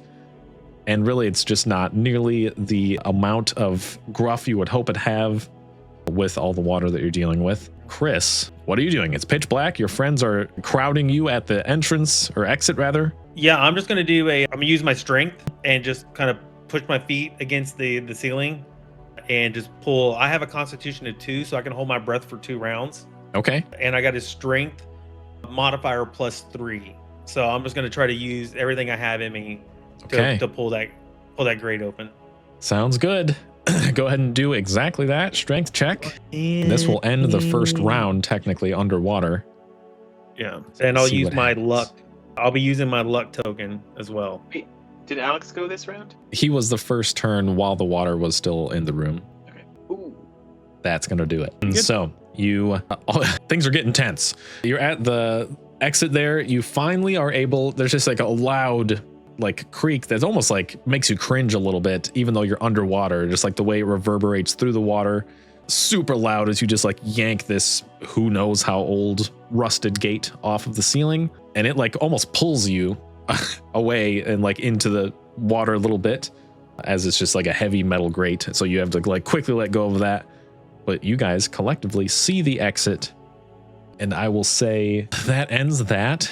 And it would have to be actually moving to get out from there. Okay. But you are able to do that. And you don't have to move too far. It'd be like one movement and you're at the surface of the water. Okay. So, But they would have to roll. unfortunately, yes. For So you open the thing basically to leave.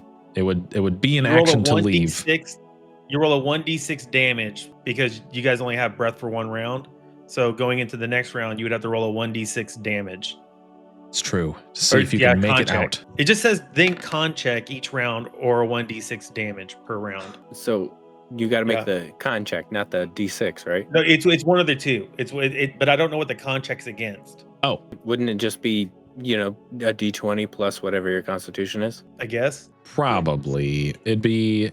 I mean, yeah, that's a contract regardless. Is the contract to avoid taking the drowning damage? Probably, right? No, it just says so you get to hold your breath, right, for the Constitution one. Then it says con check each round or 1d6 damage per round until you exit the hazard. Okay. So they do get to make a contract first then. Okay.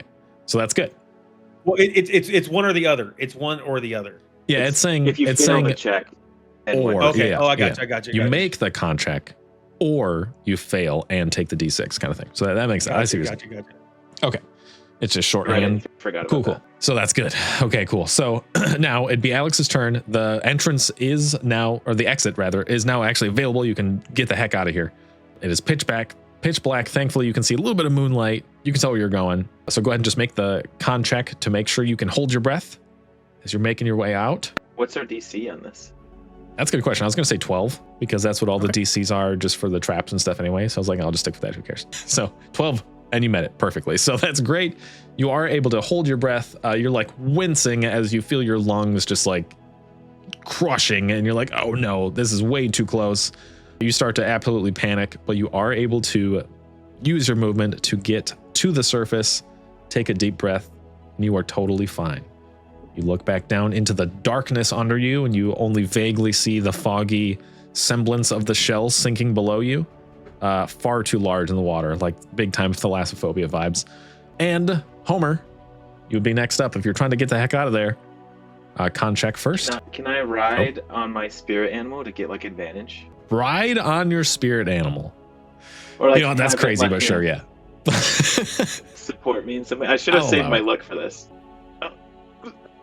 Can I reroll the D6? Yeah. Yes. You can reroll the D6. Okay.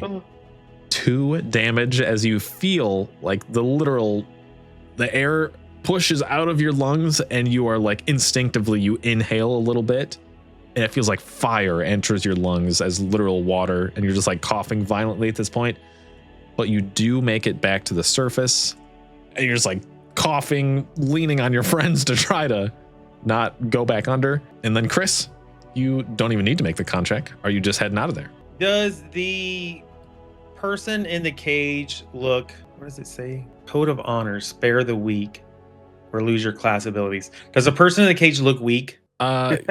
Yes. I would say so. They seem like they've been there What? an abnormally, like almost like a supernatural amount of time, possibly. Because Code of barnacles honor. growing on them. Code of You know- honor is spare the weak or lose your class abilities. Okay. So because he sees a weak individual in the cage, I will swim down to the cage and attempt to get him out, to I break love the that. cage.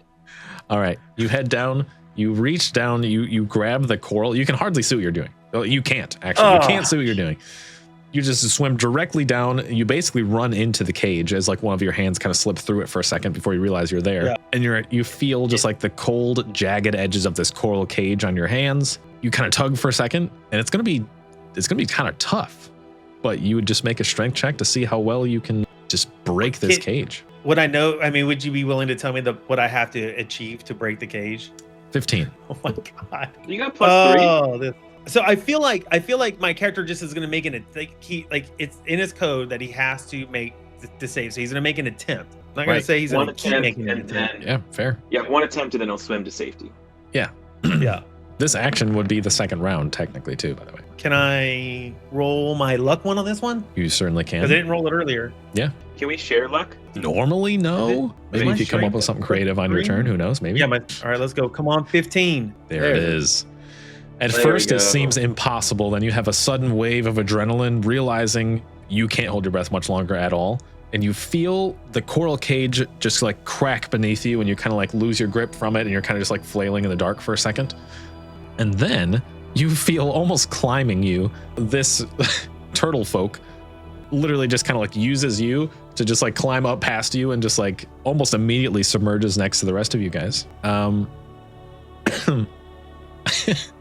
And then, so you're seeing this turtle person arrive at the surface, and Alex, you would be acting next if anything happens specifically. Do you have anything that you Trying to wanna get do? back to my boat if there was one still. Okay. Thankfully, the boat is there. It's pushed a little bit out of the way, but it's not too far. I'd say that you're able to get there, honestly, in one turn. No problem. So you do get back to the boat. You get in the boat. You cough up some water, but you are safely in the boat. And that's good to go. What about the other guy's boat? Who's that? Oh, the 3 dudes that were there. Maybe, Yeah. You never saw a boat necessarily. You only saw them. Even now, after it's sunk, we're just like empty waters, and there's no. Yep. Even now. Interesting. Okay. And So, then, yeah. is The it ghosts. still nighttime and kind of hard to see? Yes. Nighttime. You've got moonlight to work with. And that's about it. But it is enough to see decently. Just in case, to try to help Chris in the situation if he's not exactly close to the surface, I'm going to use one of my ninja tools. You can choose between a vial of poison, a puff of ash, paralytic ash, or a blinding power. It doesn't say what form that takes, but I'm interpreting it as like a flashbang or maybe like a square of light. So Yeah. I'm basically just going to drop the flashbang in the water and hope that Ooh. Chris can see it. That's cool. Okay. Oh, like a flare. That's awesome. That's awesome. Hey. That's super cool. All about it. And I will say that. Yeah, that's sick. That we'll just keep that in mind. Chris, you can see a little bit, like just enough. Thanks to that, you can see a little bit of like the silhouette of your friends above you now, better than you could. You can see the boat off in the distance now too. So you can see a little bit better for whatever you're gonna do. And just to Um, be clear, if you were near, you would need to make a DC 12 blinding check. Oh, nice. Okay, so this thing's pretty bright. Okay, that makes sense. Can I make that check? Yeah, you sure can, since it's your turn now anyway, and you'd probably have to. It'd be like a dex or could it be wisdom? DC To look 12 like your dex. senses? Dex DC specifically. 12. Yeah. You specifically said dex. Okay. It's basically the dex check to avoid looking right at it. Yeah. Perfect. Is he throwing a flash? Right? Or maybe Yeah.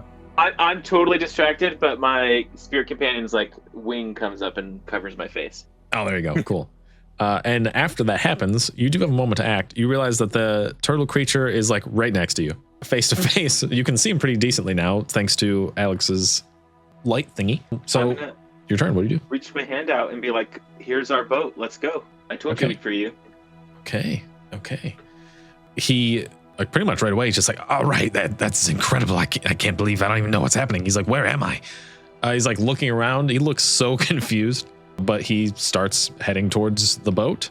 And I'll say, kind of just on your turn also, he'll just get in the boat. That's fine. Are you doing anything else? I'll say that's minor enough that doesn't count. Does he get his secret for freedom? Most Is that likely. He did say he would do that. Yeah. I'll say if not there's light on the right in boat, this moment. Probably, yeah.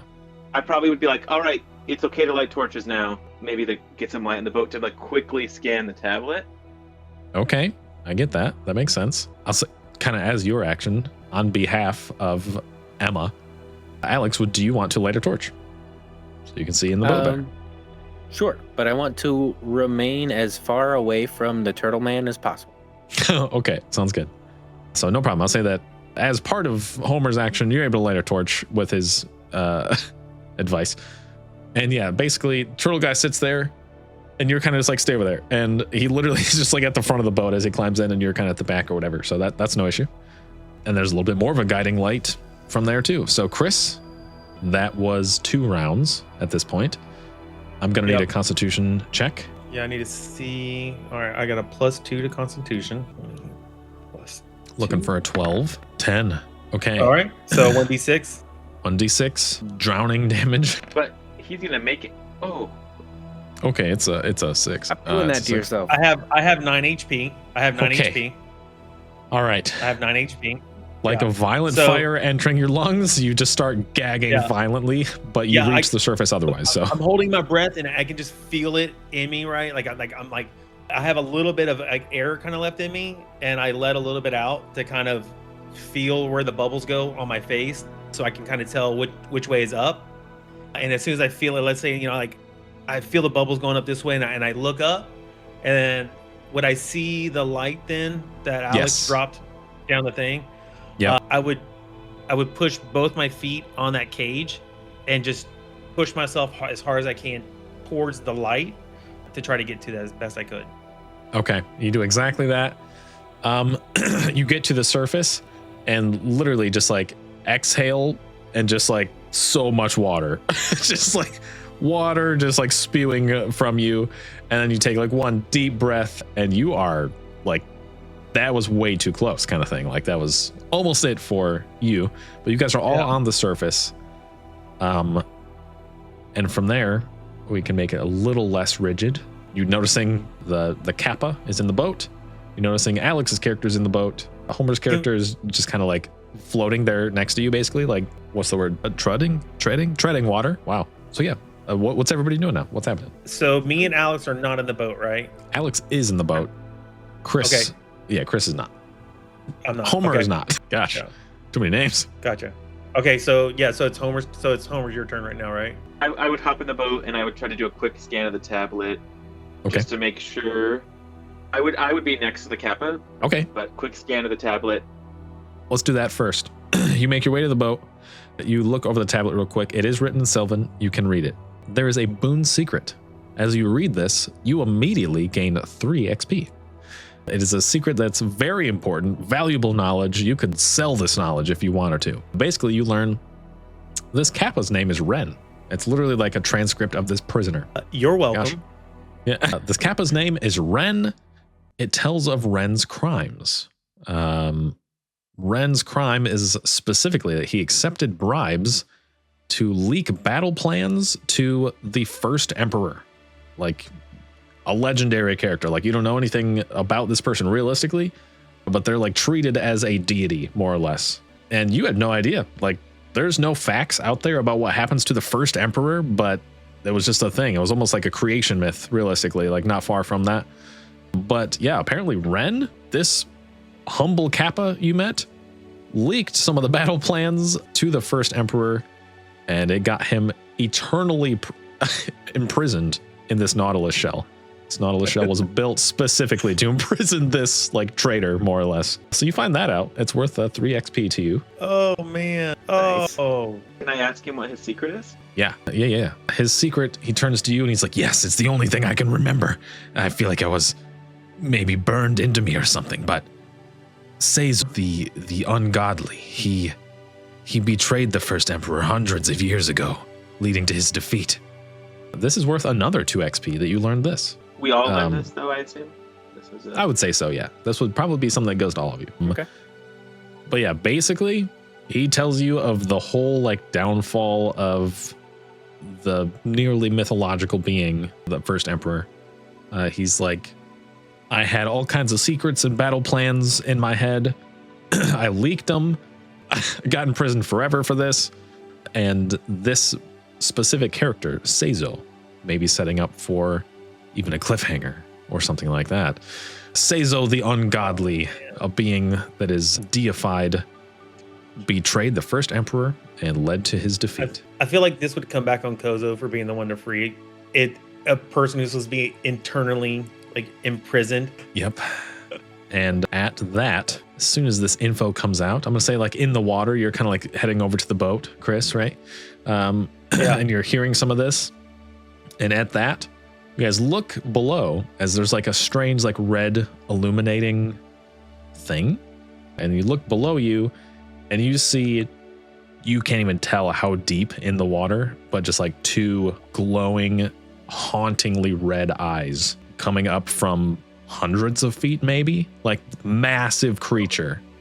Let's go. Just coming up from the bottom of the ocean. And we'll end it there. There we go. That's the adventure of the Nautilus. What is this called? The Nautilus Shrine. What? Yep. Hey, hold on. Sure. Can we end it on one other thing? Yeah, I also had Kozo- one other thing. As Kozo's reaching to get up on the boat, Yeah. you guys' body just comes up and Yeah, his body just slowly floats up in the he's like, oh, what is I got you weakling? It's out of here. What were you thinking, Alex? That is crazy. There's like The cliffhanger slowly fades to black as you guys hear Yoshi slowly whisper the sleep spell in near range to throw all of you off the boat and take it. Oh, the betrayals. He's still got the jades. Let him get in the boat before you put him to You sleep. know, also, Wait, before how- if you you guys- didn't just walk into room number 4, I was gonna close you with the rats. you guys. Hey, you guys didn't know that. You guys don't know that I took those J's. Those things are pocketed. You have I zero saw- clue. I saw did that you were rats doing coming? some shady stuff with some stuff screaming up behind you, and I was gonna close guys you saw- in. But you know, we all barged in at the same time. You were totally gonna be fodder You just saw me Scooby Dooing across the water, like. with a big red ominous glow behind you. Yeah, that's bad. That's awesome. That was cool. Okay, wait. Don't give me It's your fun concept. don't give me your feedback yet. Hold on, wait. Okay. Oh, Wait. Hold on to that. Cutting off the recording too early. Okay. No. Now, as a live reaction of sorts, what's your guys' just quick take? I'm gonna do a review video for this specific adventure also. So just real quick, generally speaking, as the players that played in the thing, what was your take of the adventure? I know this is kind of your first take on Shadowdark, even possibly for Chris at least. But what do you guys think? Thought it was fun. The concept of the adventure almost feels like we as party members should have been competing at the same time. So maybe if there was an incentive to betray each other, I would have loved that too. That could be cooked in for sure. That'd be really fun. I loved it. It was exciting. There was like, I thought it was really cool too, like how the character, like these pre-made characters are kind of built in a way that kind of leads to the story in a little bit. Like the tie-in with like Alex's character, my first character, having the tie-in to the god, Yes. the deity Inari. But then that ties into the altar later on, right? Like all that tie-in stuff, the way this was done, that was awesome. For my very first time ever playing Shadowdark, right? And for it to be Ninjadark to play, this has got me super stoked, got me ready to play some more of this, and really wanting to see where this goes to from here. Like I love the setting, like this Japanese samurai ninja. This setting itself has got me. Yeah, no, I totally agree.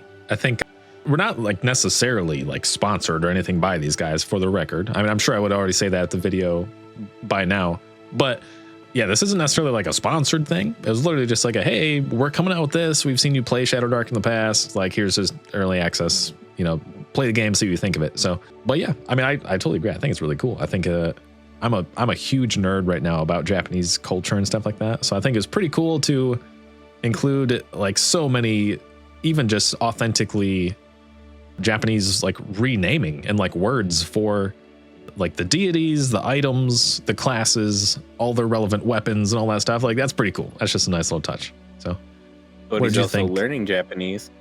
yeah, I'm working on it. taken forever.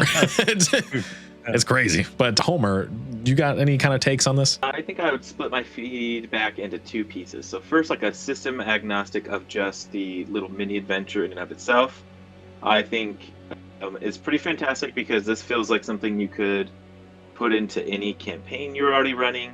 You could run it as a one-shot, like at a convention really easily. It could work for other even systems or even just regular Shadowdark. This would totally fit. It's just a very easy plug and play to anything you're already doing or a start to an adventure. Like it's a perfect start to things as well. So just that on its own is fantastic. I love the small, simple dungeon. The map works perfectly. You don't need anything else really but the one map. I think is really nice. I like the mechanic of like the water filling up to create a sense of urgency on top of everything to like keep things that worked perfectly as you saw with us. Like fantastic mechanic to keep things moving. Have some traps in there, add a danger. So I feel like there should have been a boat or a way to spot that there was maybe people already in there at the beginning. Maybe there was, we just missed it or something. But like a little bit of foreshadowing with that would have been cool. As far as specifically the Ninjadark part, you guys could have already said that part. I 100% agree. This could have easily just been a very like superficial, like skinning over. It felt way deeper than that. Like you pull up the pre-made characters and you're like, oh wait, like everything is. And so then I'm like, just for fun. Obviously, a great job. If you make pre-made characters for an adventure, there better be tie-ins. And to have it so neatly tied in, you need to do that. They did that perfectly, so that's good. But everything, like your background, the deity, the class, the ancestry, like all those things felt, anyways. So just the name of the abilities, the new spells. Yeah. I like the fact of not knowing that those other players were there, like the other characters were there. And I think it can easily be explained as like, because this is a thing that just came up, right? Like it just came up and their boat was right there, and it destroys their boat sinks, and they just have they don't know what they're in, what they're mixed in. They're just trying to dungeon crawling themselves type of thing. I think that could be like that to say like why you wouldn't see something coming in. But the 2d4 for water damage, that was a bunch. Yeah. You're the only one unlucky enough to get both floors. That's why. That's wild. That's crazy. I might also say, as the Nautilus shell is sinking, if anyone is swimming away from my gigantic thing that's currently sinking in the ocean, the suction is so large that it would likely crush you trying to get away from it. So that should be like the hardest thing about this game, I would assume. Yeah, like the actual escape. But if it's sinking slow, right? Because it's gradually sinking on us, that when it hits that point, it's still just gradually sinking. So if it was going fast, I would probably see that. But if it's going slow, I don't think there's gonna be much pull. Right. But yeah, I mean, I guess it is what it is. Like realism aside. Yeah. But that's a good point. I can see what you're saying. The end of these like eyes coming up out of the like you see this like these eyes at the bottom. Whoa. So that's pretty funny. I didn't see. I'm Actually, sure before this part, I'm going to preface this with like, beware, this part has spoilers because we're like talking about some of the things, but I will say that there are things that I added that aren't necessarily in there. And there are things I accidentally left out. One of the things you mentioned is like having some sort of foreshadowing that there might be other people in there, like with a boat or whatever else kind of thing. That's actually a really good point. And I think that is something I might add because that is not necessarily in the module. It's something to like, maybe throw in there to consider. But it's also really nice. I will say the module itself, because this is like a review on Shadowdark. I'm sorry, a review on Ninjadark as an expansion, and then separately a review for the mini adventure that they add, whatever. So there are technically two things here. I just crammed you guys into the adventure, and it was pretty cool, pretty fun. But yeah, so there's some things that are different. So even if you watched the separate video of the gameplay, it's worth noting that it could play out quite a bit differently. A lot of the core concepts are there, like we went through them, but it could play out quite a bit differently depending on how you guys go through this, especially combat wise. You guys almost completely avoided combat, which is crazy. That isn't necessarily how the module's baked to happen. It just happened that way for you guys. So that's something, interesting. So Yeah, but I think if you know there's people there in front of you, you're gonna go slower because you're gonna try to be more cautious. I think so that would just slow you down because you're not gonna know where they're at. Yeah. And I think that would just, I think if we would have known, like if you'd have played this like where this map where we don't know what the map looks like and it's like kind of shadowed over map, and we don't, but we know there's someone else there, also knowing that it's Shadowdark. I think we would have slowed down a little bit more because it would have been a little bit more cautious type of thing. I do also feel like Cody might have been a bit nice with a couple of the advantages. Yeah, I mean, but I think it's good, which is good. Yeah, Shadowdark. Yeah. A lot of it is rule of cool. The whole charisma check. Yeah. I made it hard. You know, like you shouldn't have been. Those rats. Like, did they do like? If I would have got hit, I probably would have went down, whatnot. That's a good question. Let me actually see. The rats. 4. You came at me hard. Yeah, so I just stole some jade figurines. well, listen. The first time I actually in the module, it is 4. The first time when I said 3, that was just me misspeaking and confusing it with how many figurines there were, which is 3. So it's supposed to be 4. So I was like, all right, you went back and did some crazy stuff. Now there's 4. Oh man, them rats came at me hard.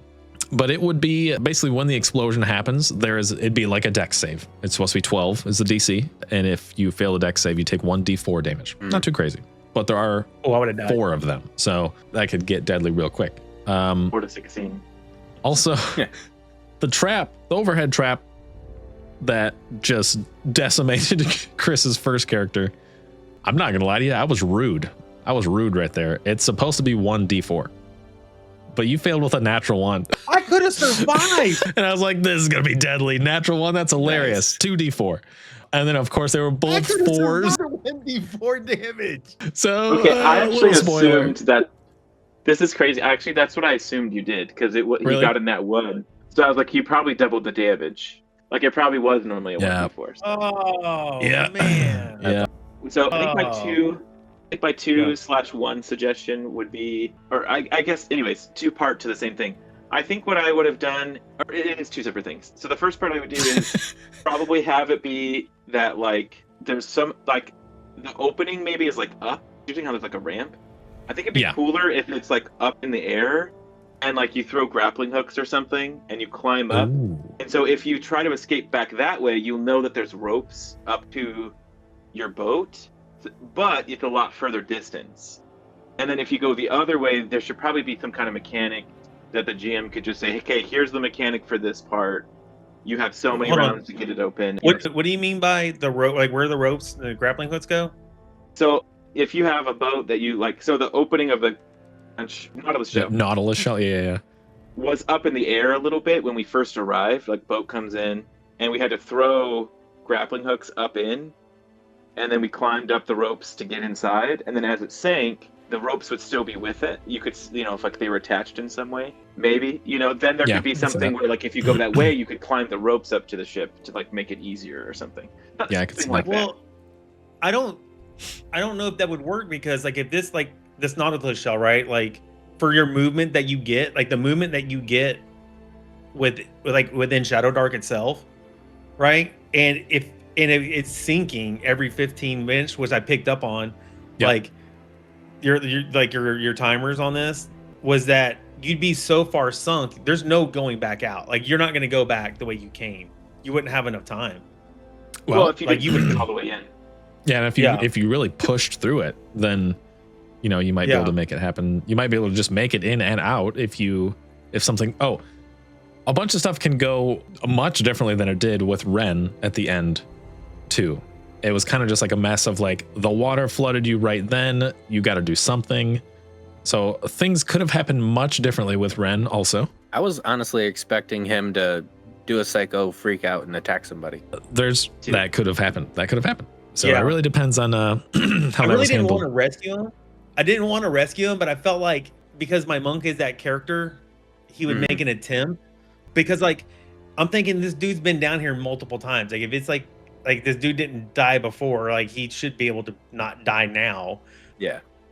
But I guess too, if we were used to Shadowdark in general, most of the time it's intentionally like GM'd where like if there's danger, there's treasure, there's loot, there's XP kind of thing. So it's like it's a fool's errand to like seek out combat, but at the same time, if it's run right, I feel like, you know, the GMing style for Shadowdark in general is like, if you're in danger, you're getting rewards, and that's just kind of how it is. So it's like, you know, it's a risk reward always kind of thing. So it'd be worth doing most likely, even just to find out why, and the whole thing of like the stone tablet and his secret and all that too. But yeah, like I said, there was more that could have happened that didn't necessarily happen. That, you know, that could have gone a lot differently. I feel like if we want to talk maybe like spoiler territory, I kind of know what's going on with our cliffhanger, but I don't want to go too crazy with it if we don't want to talk about spoilers. Oh well. Wait, can I get my second thing really fast before you do that? Yeah. Oh, yeah, sorry.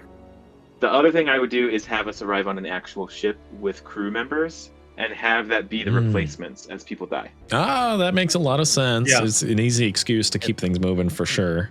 That actually makes a lot of Unless you sense. actually start the game with 6 characters. Well, yeah. True. Well, it's something like that, but it'd be perfect for like a one shot, like either a one shot or like a convention where you potentially have people who've never played before, and it's like your ship arrives, you're the first set of crew people to go through, and then if somebody dies, you go, okay, it's been a while, so they send someone to check on you, and you're now that person who's going to kill on the spot. Yeah. And I imagine that this module is going to have its own classes and ancestries, because none of these classes or ancestries were in the main rulebook. So I imagine they're going to have like a whole big thing, so you can pre-make.